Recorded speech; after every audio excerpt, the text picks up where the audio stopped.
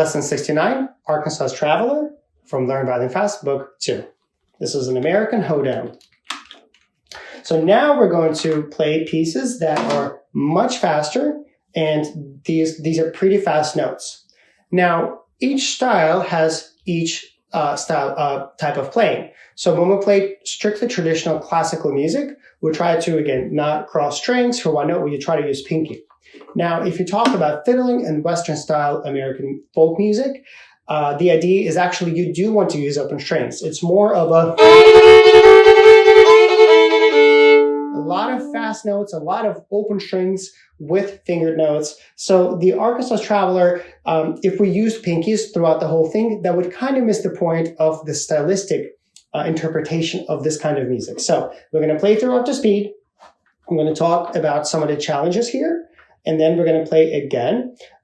This does use the G string, D string, and A string. There are some fast lifts in here. The biggest thing is this just moves very quickly. So we are told this is quick and lively. And if this was an Italian marking, it would be allegro. But because it's American hoedown, we're going to say quick and lively. And the tempo is 140. Now, I don't have 140 on my metronome, so we're going to go a tiny bit faster. We're going to go 144. So it's not crazy fast, but it is fast. All right, so that is our tempo. Here is Arkansas Traveler. 1, 2, 3.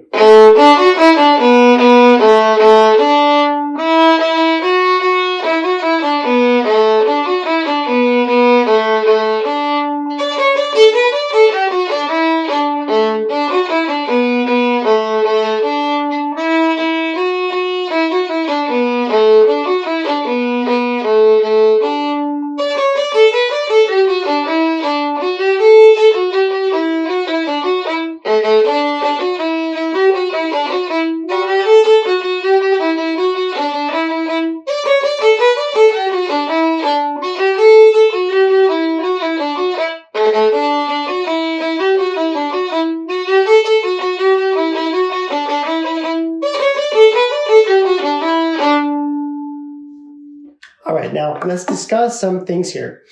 Did you notice how the first note is a note by itself, bar line, and then a full measure? So this piece does not start from a downbeat, it starts from an upbeat.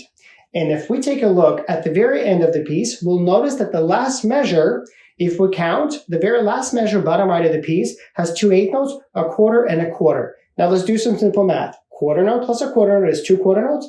2 eighth notes is 3 quarter notes. So how is it possible that we can have a measure that is not full 4 quarter notes in a 4/4 time signature? And the answer is, if we start with the pickup, we have to take the pickup from the last measure. In other words, we cannot have half measures and short measures in our music.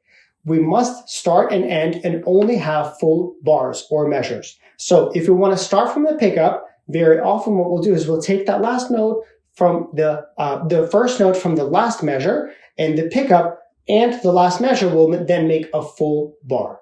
So that's the first thing, is that this is the first piece. We start with the pickup, and because it's a pickup, we started up bow to make sure that the first downbeat is down bow.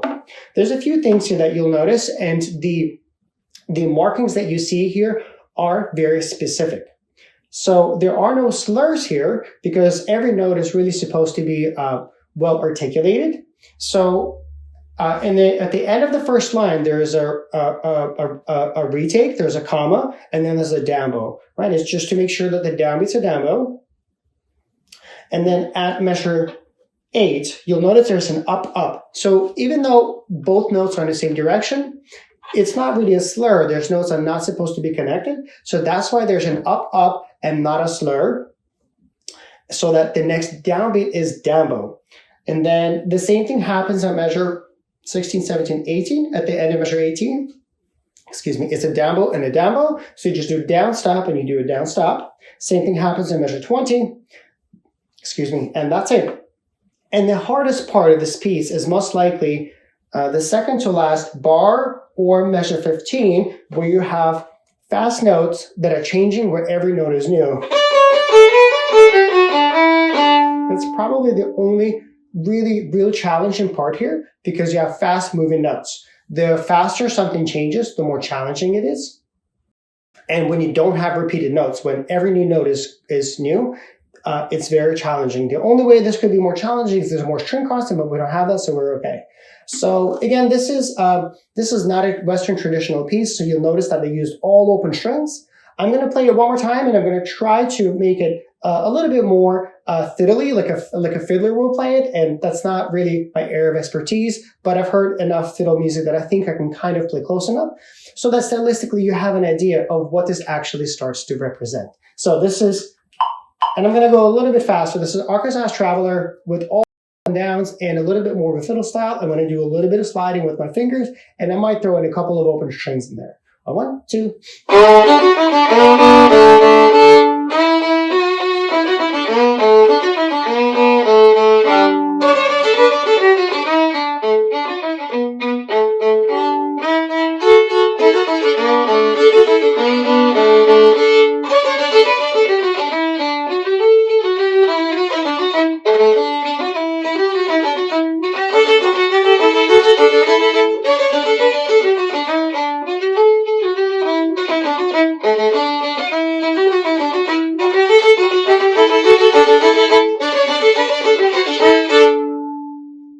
And you notice how I added a little bit of vibrato, a finger wiggle. We're going to learn all of that in book 3. For now, thank you for watching again. If you find this helpful, please subscribe, please comment, please like. It really helps. And I hope you enjoy making music. I don't know about you, but just playing the violin, making music, I just find tremendous joy. And it's a lot of fun. So I hope you're able to make music and, most importantly, enjoy the process. And you're able to create beautiful sounds and really just enjoy playing the violin. Thank you for watching. I'll see you in the next lesson.